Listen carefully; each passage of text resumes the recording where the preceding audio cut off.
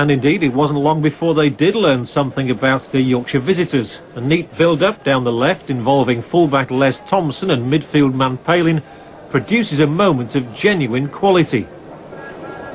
Palin's shimmy opens the door, his shot is too strong for goalkeeper Zdravkov, and it's a simple tap-in goal for Dave Bamber. Though only one young fan seems suitably impressed. Goalkeeper Ian Hesford may be counting the days, but he's determined that Levski won't be counting the goals.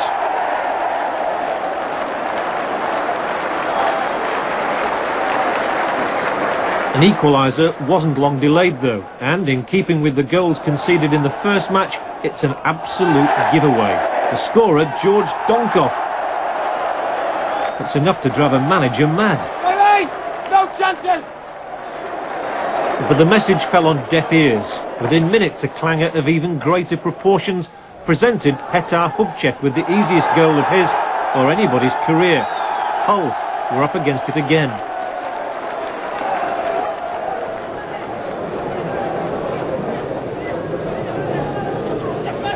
Even so, this is a distinctly improved performance, and seconds from the end, Ken Demange almost sent the game into extra time.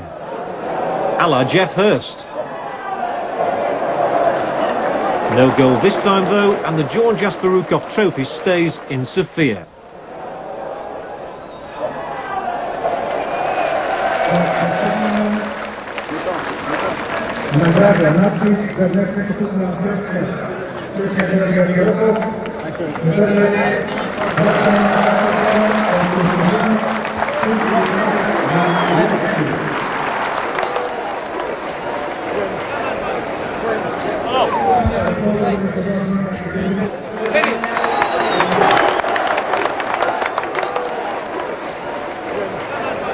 It was a much better pitch for a start, much better stadium. The lads we knew it was a better side. The lads were a little bit more keyed up, I think. But you do want to win now, would think, in your last match. You don't want to go home losing all three. Well, yeah, that's right. That's right. Nobody likes losing, like, you know.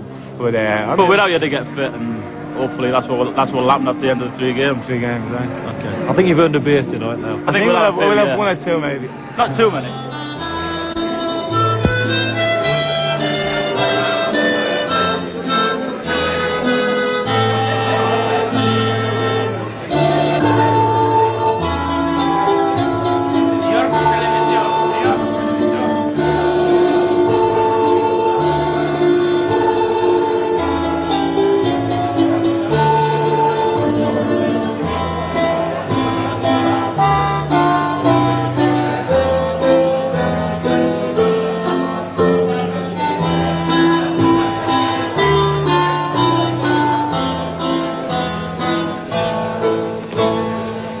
Levski's hospitality extends well into the evening. The dancers are from Leningrad, but if there has been a drawback for some of the players, it's been the food. Have you actually found anything you've enjoyed? Not really. To be fair, they're not really a very wealthy country. I think. I mean, what we're paying like the equivalent of about 3p for a drink over here, 30p for a bottle of beer. That's the most. I mean, you feel sorry for them in a way. I mean, this is by far the best meal that we've had so far. I mean, it's been very similar. Everything we've had, it's been like a salad, a little bit of meat that's been a bit dubious as to where it's originated from. But I don't know. You've got to just eat it and get on with it. Otherwise, you're going to start losing weight and you're not going to have no energy. You just get on with it. You just need to adapt it the best as you can. Like, all the boys are in the same boat together. So when you get home, where's the first port of call going to be? Local chip shop.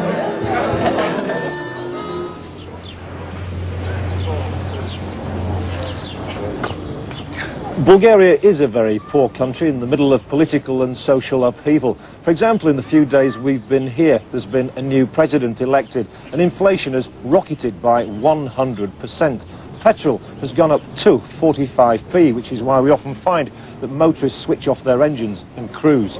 Now, to us, everything is ridiculously cheap. We had a slap-up meal, 7 of us the other day, for a mere £28. Yes, just £4 a head, and really, it was very good. And this Cherryade, which is flavour of the month, is 1p, exactly 1p. Now, we knew the language would be different, that we didn't realise that yes meant no, and no meant yes. James Bond film here, Dr. Yes. Noddy actually shakes his head, and in the hit parade you will find no, there are yes bananas. Cheers. But in one respect, Bulgaria is no different to any other country. Sunday is a day for taking it easy, and contrary to what you might expect, there are many breathtaking locations to do just that. The whole management team has gone high into the Vitosha Mountains for their relaxation. The frenetic world of football seems a million miles away. It's your turn to get the coffees anyway. It's an opportunity to discover more about Bulgaria's history and culture, and to learn how the momentous changes of the past few months are taking effect. There are very few churches in Sofia, but manager Stan Turnant and his assistants, Tom Wilson and Mick Doherty, all regular churchgoers, do manage to find a Russian Orthodox church for their Sunday worship. It's at the picturesque Dragolevtsy Monastery, a fascinating alternative to the churches at home. But then this is all part of the intrigue of being somewhere completely different.